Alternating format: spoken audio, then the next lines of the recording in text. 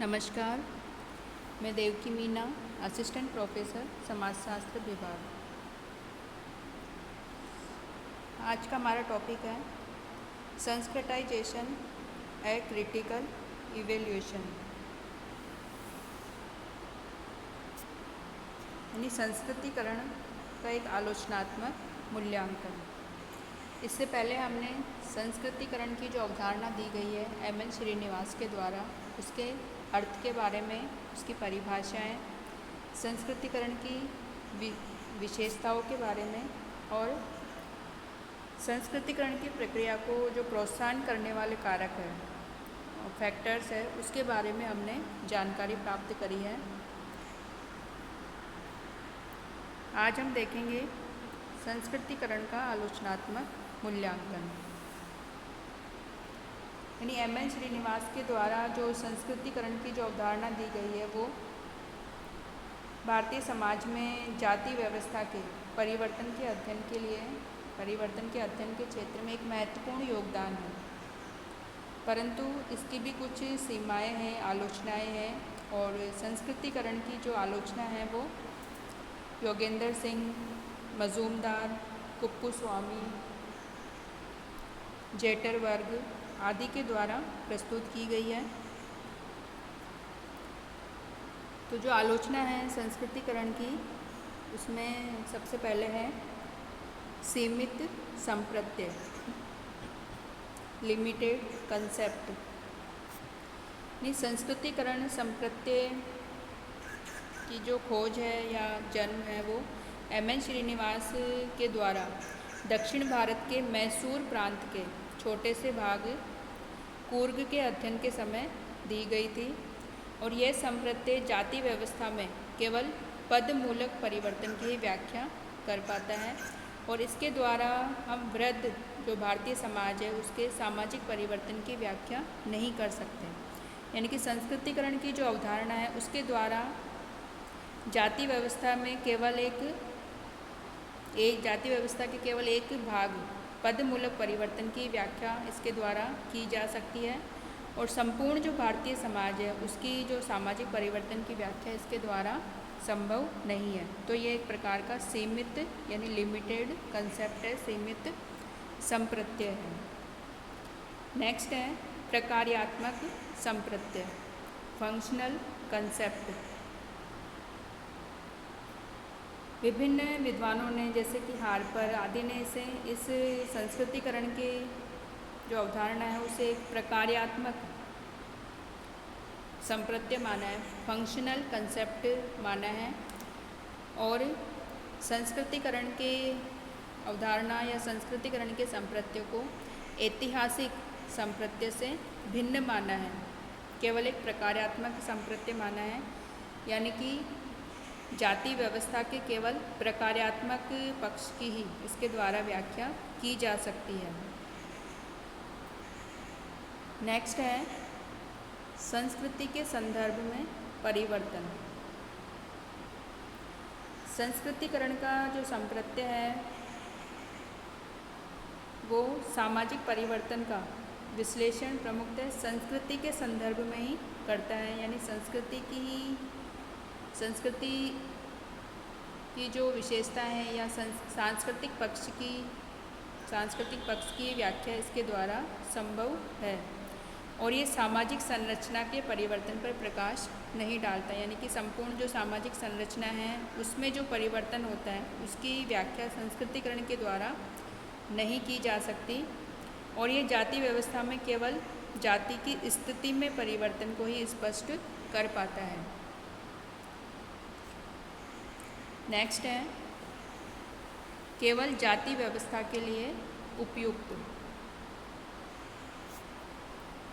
विभिन्न विद्वानों की मान्यता है कि जो संस्कृतिकरण का जो मॉडल है एम.एन. श्रीनिवास के द्वारा दिया गया, ये केवल भारतीय समाज की जो जाति व्यवस्था है उसके परिवर्तन के लिए ही उपयुक्त है और इसका प्रयोग भारत के जो बाहर के जो समाज है उनके परिवर्तनों के अध्ययन के लिए नहीं किया जा सकता, क्योंकि जो जाति व्यवस्था है वो भारतीय समाज की विशेषता है और संस्कृतिकरण के द्वारा केवल जाति व्यवस्था के परिवर्तन को ही हम समझ सकते हैं, और बाहर के जो समाज है वहाँ पे इस संप्रत्यय को हम लागू नहीं कर सकते, या इसके द्वारा संस्कृतिकरण की जो अवधारणा है इसके द्वारा हम उन समाजों में, बाहर के समाजों में परिवर्तन को हम नहीं समझ सकते, या उनका अध्ययन, परिवर्तन का अध्ययन नहीं किया जा सकता।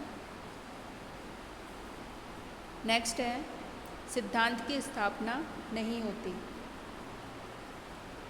एम.एन. श्रीनिवास की जो संस्कृतिकरण की अवधारणा है उसके द्वारा किसी सामाजिक परिवर्तन के सिद्धांत की स्थापना नहीं होती, और जेटर वर्ग के अनुसार संस्कृतिकरण का संप्रत्यय उपयुक्त या अनुपयुक्त या प्रभावशाली या मूल्यहीन तो हो सकता है, लेकिन सत्य या असत्य कभी नहीं हो सकता। यानी कि संस्कृतिकरण की अवधारणा के द्वारा किसी भी प्रकार के सिद्धांत की स्थापना नहीं हो सकती। नेक्स्ट है, लंबवत गतिशीलता असंभव। एम.एन. श्रीनिवास की ये मान्यता है कि संस्कृतिकरण के द्वारा निम्न जातियों की लंबवत सामाजिक गतिशीलता संभव है, और निम्न जाति संस्कृतिकरण के द्वारा जातीय संरचना में अपनी स्थिति को ऊंचा कर लेती है, परंतु मजूमदार ने इसकी कड़ी आलोचना की है, और उन्होंने ये स्पष्ट किया है कि निम्न जातियाँ अपनी ही श्रेणी की जातियों में ऊपर उठ जाती है। यानी कि निम्न जाति के स्तर की जो और निम्न जातियाँ होती है उन अन्य निम्न जातियों में जो संस्कृतिकरण करने वाली निम्न जाति है वो ऊपर उठ जाती है, परंतु दूसरे वर्ण के स्तर की जातियों में वह कभी भी नहीं पहुंच पाती। तो इस प्रकार की जो गतिशीलता है वो केवल क्षैतिज गतिशीलता तक सीमित है, और इससे लंबवत गतिशीलता नहीं पाई जाती या नहीं होती, क्योंकि जो निम्न जाति जो कि अपना संस्कृतिकरण करती है वो केवल अपने ही स्तर की जो अन्य निम्न जातियाँ होती है उनसे ऊपर उठ जाती है, और दूसरे स्तर की जातियाँ होती है, दूसरे वर्ण के जो जातियाँ होती है उनमें वो कभी नहीं पहुंच पाती। यानी लंबवत गतिशीलता संस्कृतिकरण की प्रक्रिया के द्वारा संभव नहीं होती।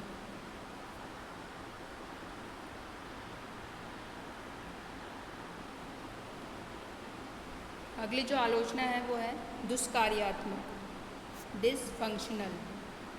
संस्कृतिकरण में जाति, निम्न जाति अग्रिम समाजीकरण करती है,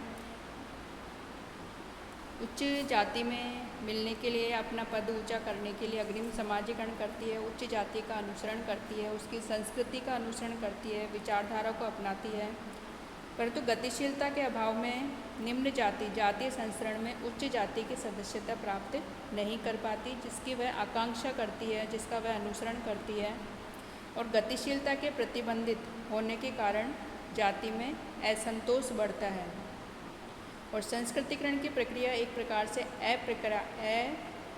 अप्रक्रियात्मक या दुष्कार्यात्मक हो सकती है, और उच्च जाति वाले कभी भी ये नहीं चाहते कि निम्न जाति उनके समान स्तर की परिस्थिति समाज में प्राप्त करें, और इसलिए जो संदर्भ जाति है वो निम्न जातियों को ऊपर उठने नहीं देती और कठोरतापूर्वक उनके साथ व्यवहार किया जाता है। तो इस प्रकार जो संस्कृतिकरण की जो प्रक्रिया है कभी कभी हानिकारक या विघटनकारी प्रक्रिया के रूप में सामने आती है।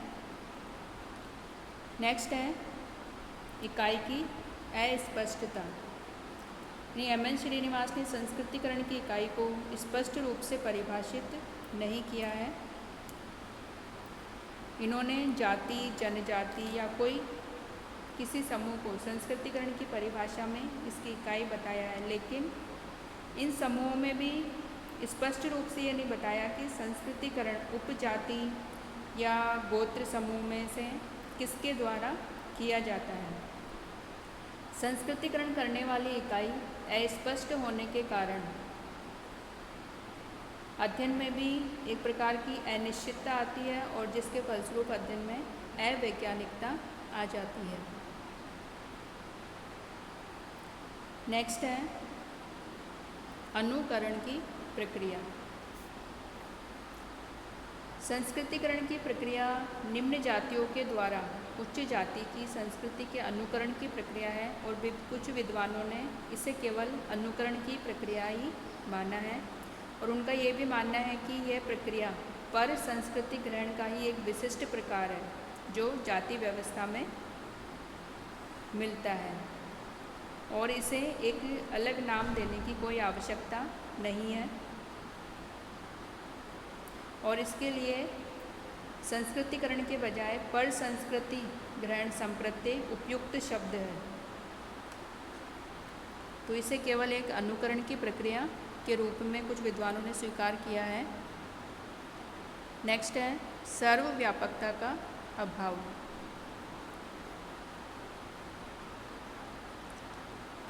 मजूमदार के अनुसार संस्कृतिकरण की प्रक्रिया सभी स्थानों की सभी निम्न जातियों में देखने को नहीं मिलती और कहीं कहीं निम्न जातियाँ उच्च जातियों की संस्कृति का अनुसरण करती है और कई क्षेत्रों में तो उच्च जातियाँ निम्न जातियों को संस्कृतिकरण करने से भी रोकती है। तो इस प्रकार से जो संस्कृतिकरण की प्रक्रिया में सर्वव्यापकता का अभाव देखने को मिलता है। तो इस प्रकार संस्कृतिकरण की एम.एन. श्रीनिवास ने जो संस्कृतिकरण की जो अवधारणा दी है उसकी विभिन्न विद्वानों ने आलोचनाएं प्रस्तुत की है।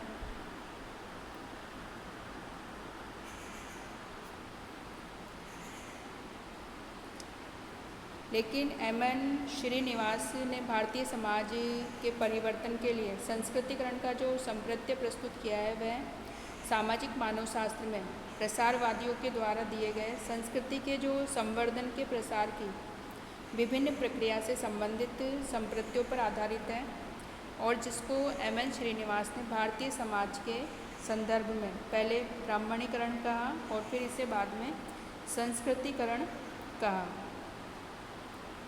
और इनके द्वारा जो ये अवधारणा दी गई है ये भारतीय समाज के परिवर्तन के लिए बहुत उपयुक्त है और इसको उन्होंने व्यवस्थित और प्रभावशाली ढंग से इसको प्रस्तुत किया है और यह भारतीय समाज या जाति व्यवस्था के जो परिवर्तन है पदमूलक परिवर्तन है उसको समझने के लिए संस्कृतिकरण की जो अवधारणा है उसका महत्वपूर्ण योगदान माना जाता है।